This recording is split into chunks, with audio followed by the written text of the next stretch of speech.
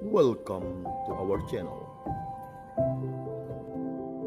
Bapak Ibu, saudara-saudari, dan teman-teman yang dicintai dan mencintai Tuhan.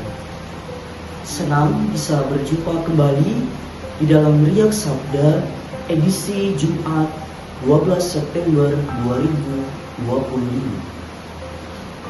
Hari ini Yesus dalam bacaan suci yaitu Injil Lukas bab 6 ayat 39 sampai 42 mengajak kita untuk menjadi pribadi yang mawas, bukan hanya sekedar awas dan was-was. Barangkali kita perlu melihat bahwa perumpamaan yang Yesus sampaikan kepada kita pada hari ini adalah satu kesatuan penting, bagian dari pengajaran Yesus tentang hal menghakimi. Di dalam kisah perumpamaan, Yesus melontarkan pertanyaan kepada para muridnya.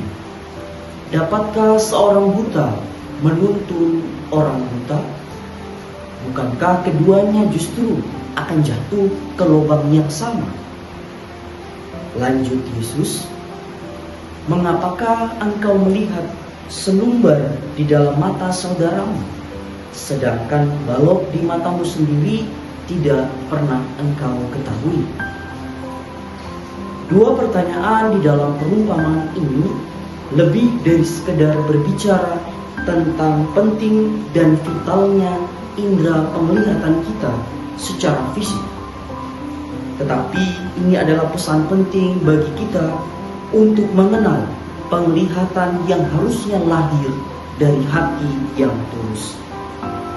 Seringkali kita manusia bukan buta secara lahiriah atau fisik, melainkan justru kita buta secara batinnya, yakni hati kita. Hati yang penuh dengan keegoisan, kesombongan, keserakahan, ketamakan, keegoisan, dan nafsulah yang justru menghalangi penglihatan kita akan cahaya kasih di tengah kehidupan bersama.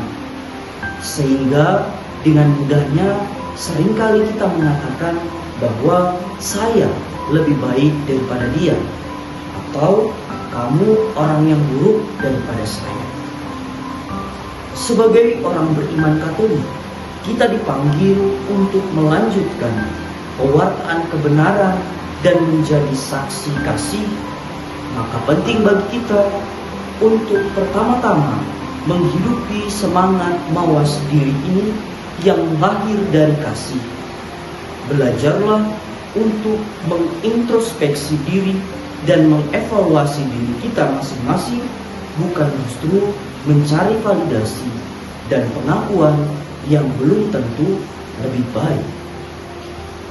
Janganlah kita dengan mudah menjadi hakim atas kekurangan maupun kelemahan dari orang yang ada di sekitar kita. Melainkan dengan kasih kita dipanggil untuk mengenal dan membawa kasih serta kebenaran Tuhan. Dengan pertama-tama kitalah yang harus menghidupi dan tinggal di dalam kasih itu. Jangan sampai kehadiran kita justru menjadi batu sandungan yang membawa keresahan, kebencian, perpecahan, atau bahkan kesesatan, terlebih di tengah dunia postmodern yang penuh dengan narasi maupun informasi yang belum dapat kita pastikan kebenarannya.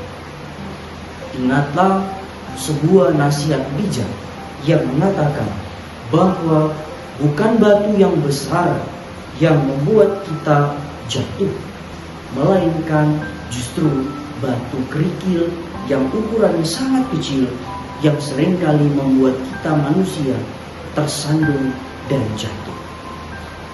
Kita perlu membersihkan batu-batu kecil di dalam diri kita agar kita tidak mudah terjatuh. Maka kita perlu bertobat dan membersihkan hati kita dari segala hal buruk yang membuat kita sulit untuk menemukan dan mengalami kasih Tuhan. Jika kita tidak bisa menuntun 1000 orang untuk mengalami kasih dan kebenaran Tuhan, maka mulailah dengan menuntun satu, yaitu diri kita sendiri, sehingga dengan demikian nantinya kita tidak membawa orang terdekat, kerabat, saudara, teman, atau bahkan rekan kita kepada lubang yang sama yang membawa kita masuk di dalam penderitaan. Semoga Tuhan Yesus memberkati dan Bunda Maria mendoakan kita sekalian. Amin.